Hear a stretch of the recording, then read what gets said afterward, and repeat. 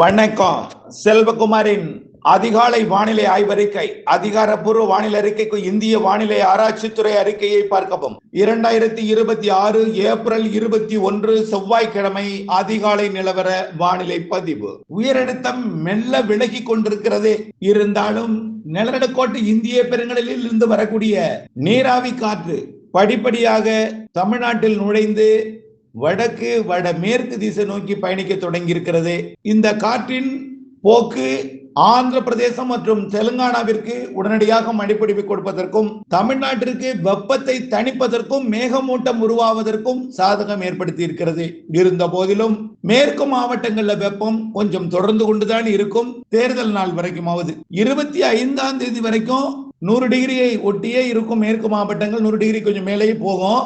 26ஆம் தேதியிலிருந்து மேற்கு மாவட்டங்களும் குளிர்ந்துவிடும். குளிர்ந்துன்னா குளிர்ச்சி ஆயிடாது. வெப்பம் அதிகமாக அனலாக இருப்பது இந்த மாத இறுதி நாட்கள்ல நல்லாவே குறைஞ்சிரும்.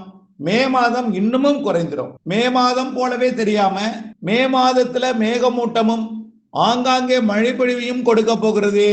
இந்த வானிலையில மாற்றம் ஏற்பட போகிறது. ஆனால் இப்பொழுதைக்கு கடலோர மாவட்டங்களில புழுக்கமான வானிலை, அதாவது உப்புசமான வானிலையும் மேகமூட்ட வானிலையும் கொடுத்து கொண்டிருக்கிறது. இன்றைக்கு அதிகாலை கூட தென்கிழக்கு தெற்கு திசையிலிருந்து வீசக்கூடிய காற்று தென் மாவட்டங்களின் கடலோர பகுதி, டெல்டாவின் தெற்கு பகுதி மற்றும் டெல்டாவின் கடலோர பகுதிகளில் மேகமூட்டத்தை ஏற்படுத்தி கொண்டிருக்கிறது.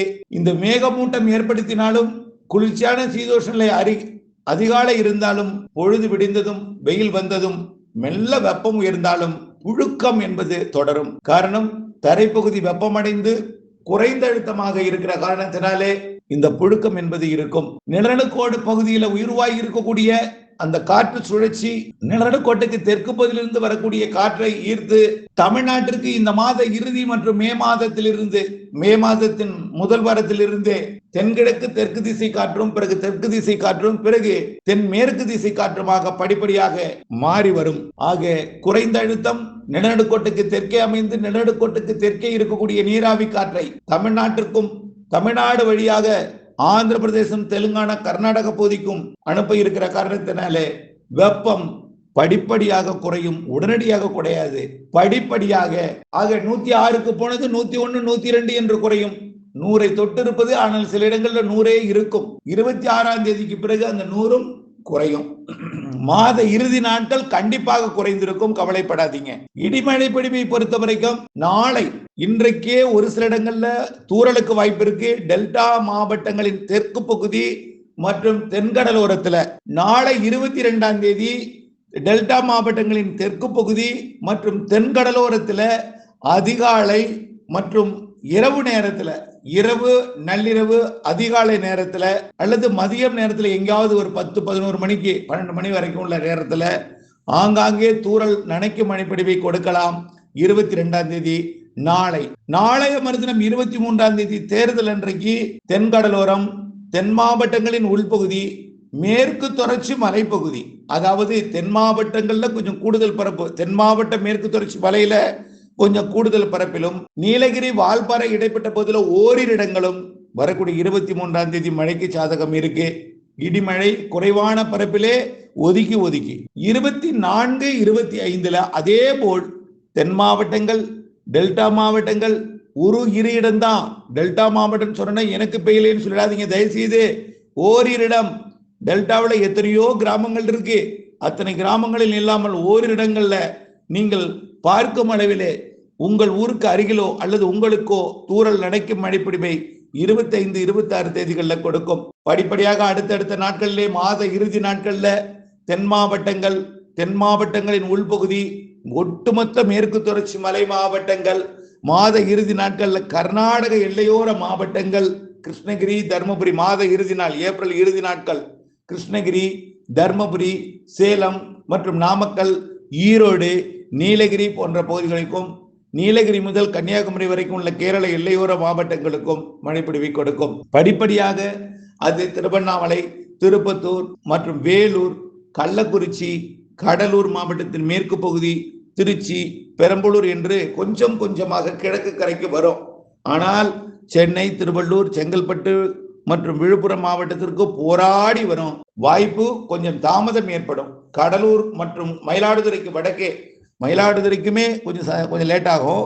மயிலாடுதுறை முதல் மயிலாடுதுறை, கடலூர், விழுப்புரம், புதுச்சேரி, செங்கல்பட்டு, சென்னை, திருவள்ளூர் மற்றும் காஞ்சிபுரம் கூட, காஞ்சிபுரம், ராணிப்பேட்டை மற்றும் விழுப்புரம் மாவட்டத்தோட உள்பகுதி, கடலூர் மாவட்டத்தோட பாதிக்கு கிழக்கே உள்ள பகுதிகள் மற்றும் அரியலூர், இந்த மாவட்டங்களுக்கெல்லாம் இந்த மாத இறுதி நாட்கள்ல ஆங்காங்கே ஒரு சில இடங்கள்ல மழை பொழிவு கொடுக்க வாய்ப்பு இருக்கு. மே மாதம் தொடங்கியதும் பரவலாகிவிடும் மழை. இந்த மாத இறுதி நாட்கள்ல வாய்ப்பு இருக்கு, இல்லை என்று சொல்லவில்லை, கிழக்கு கடலோரத்திற்கு.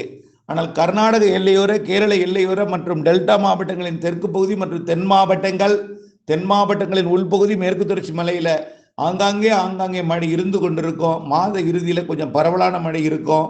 மேற்கு மாவட்டங்கள், கர்நாடக எல்லையோர மாவட்டங்கள்லாம் மே மாதம் முதல் வாரத்தில் இருந்து படிப்படியா மழை பொழிவு பரவலாகி வங்கக்கடலோரம், சென்னை உள்ளிட்ட பகுதிகளுக்கும் வரும் மழை. எது எப்படியோ வெப்பம் கண்டிப்பாக குறைந்துவிடும். இந்த மாத இறுதி நாட்கள் இருந்து மே முதல் வாரம் வெப்பம் குறைந்திருக்கும். 100 டிகிரிக்கு மேல போக வாய்ப்பில்லை. பெரும்பாலான இடங்கள்ல எல்லாமே குறைவா தான் இருக்கும். மே முதல் வாரத்துல அக்னி நட்சத்திரம் தொடங்கும் என்று நீங்கள் அக்னி நட்சத்திர காலம் என்றால் அதிகமாக வெயில் இருக்கும் என்று பொருள். ஆனால் இந்த ஆண்டு அக்னி நட்சத்திர காலத்திலே காற்றழுத்த தாழ்வு பகுதிகள் வங்கக்கடலில் ஒன்றும் அரபிக்கடலில் ஒன்றும் 10ஆம் தேதியை ஒட்டிய நாட்டில் உருவாக போகுது. கண்டிப்பா அரபிக்கடல் நிகழ்வு லட்சத்தீவு மற்றும் கேரளா பகுதியை நோக்கி நெருங்கி வரும். வங்கக்கடல் நிகழ்வு நெருங்கி வருவதற்கு வாய்ப்பு இருக்கு, பொறுத்திருந்து பார்ப்போம். அது போனால் அடுத்த நிகழ்வு வரும். கண்டிப்பா கோடை மழை மேற்கிலிருந்து மே மாதத்தில் நல்ல மழை பொழிவை கொண்டு வரும். தென்மேற்கு பருவமழை உறுதியாக முன்கூட்டியே தொடங்கும். மே மாத இறுதியில் ஒரு நிகழ்வின் காரணமாக தென்மேற்கு பருவம், நல்லா புரிஞ்சுக்கங்க, நிழலுக்கோட்டை ஒட்டி உள்ள பகுதியை பாருங்க, எப்படி கலர் இருக்கு பாருங்க. அந்த கலர் என்ன கலர்? அதிகமான மழை. காரணம் என்ன? நிலநடுக்கோட்டுக்கு தெற்கே இருக்கக்கூடிய நீராவியை சுமந்து வந்து நிலநடுக்கோட்டு பதிலே இப்ப மழை பொழிவை கொடுத்துட்டு இருக்கு. கொஞ்சம் கொஞ்சமா கோடை மழை வரும்பொழுது தமிழ்நாட்டிற்கும் கேரளாவிற்கும் கொடுக்கும். தென்மேற்கு பருவமழை வரும்பொழுது நல்ல ஒரு நீராவியை சுமந்து வந்து தமிழ்நாட்டின் தரையேற்றும் பொழுது தென்மேற்கு பருவமழை இந்த பற்றாக்குறை என்பதற்கு வேலை இல்லை என்றுதான் என்னை பொறுத்த வரைக்கும் தெரிகிறது. உறுதிபட நீண்ட கால அறிக்கை கடந்த ஜனவரி முதல் எதையும் மாற்றாமல் உறுதிபட தெரிவித்துக் கொள்கிறேன். நல்லா புரிஞ்சுக்குங்க. வெப்பம் உயர்ந்தாலே, கடல் நீரோட்டங்கள் வலுவாக இருந்தாலே, அதுவும் தென்னரை கோளம் மற்றும் சோமாலியா, அரபிக்கடலோட பகுதிகள் உயர்ந்திருக்கிற காரணத்தினாலே கண்டிப்பா நல்ல மழைப்பிடிவு, அணைகள், நீர்பிடிப்பு பகுதிகள் எல்லாம் கொடுப்பதற்கு வாய்ப்பு இருக்கு. தென்மேற்கு பருவமழை காலத்துல தென்மேற்கு பருவமழை முன்கூட்டியே தொடங்கும்னு சொல்லியிருக்கிறேன். இந்த வெயிலை கடத்துவதற்கு இன்னும் ஒரு சில நாட்கள் பொறுமை காத்து தான் ஆகணும். ஆயிட்டுனா அப்புறமா வெயில் குறைஞ்சிரும். வெப்பச்சலன இடிமழை பிடிப்பு வருது. மே மாதம் முதல் வாரம் தான் பரவலா இருக்கு. 2வது 3வது வாரத்துல நல்ல மழை இருக்கு. முன்கூட்டியே தொடங்கும் தென்மேற்கு பருவமழை நிகழ்வுகள் அரபிக்கடலில் அடுத்தடுத்து உருவாகும். வங்கக்கடலில் ஒடிசா கடலோரம் உருவாகும். தென்மேற்கு பருவமழை காலத்தில் இவையெல்லாம் நான் நீண்ட கால அறிக்கையில் சொல்லியிருக்கிறோம். இணைந்தே இருங்கள் அப்டேட்ஸுடன். வானிலை அறிந்து விவசாயம் செய்திருங்கள். வார்த்தைக்கு மிக மிக முக்கியம். வார்த்தைக்கு அர்த்தம் புரிந்து செயல்பட வேண்டும். மழைன்னா ஏதோ கொட்டி தீர்த்துறோம் உங்களுக்கும் உண்டு நினைச்சிட்டு இருக்க கூடாது. கோடை மழை ஒதுக்கி ஒதுக்கி ஆங்காங்கே பரவலாக என்பது மே மாதம் முதல் வாரத்துல சொல்லியிருக்கேன். இப்போ ஒதுக்கி தான் இருக்கும். பரவலான தொடங்கியதும் மே மாதம் 1ஆம் தேதியே கொட்டி தீர்த்துறாது. பரவலா கொஞ்சமாக பரவலாகும். வெப்பம் தணிவதே ஒரு வரப்பிரசாதம் என்பதையும், மே மாதம் முதல் வாரம் இந்த மாத இறுதி நாட்கள் வெப்பம் புனைந்திருப்பதே பெரிய வரப்பிரசாதம் என்பதையும் நினைவில் கொண்டு வானிலை அப்டேட்ஸோட இணைந்திருந்து வார்த்தைக்கு வார்த்தை அர்த்தம் புரிந்து இணைந்திருக்க அன்போடு கேட்டுக்கொள்கிறேன். நன்றி.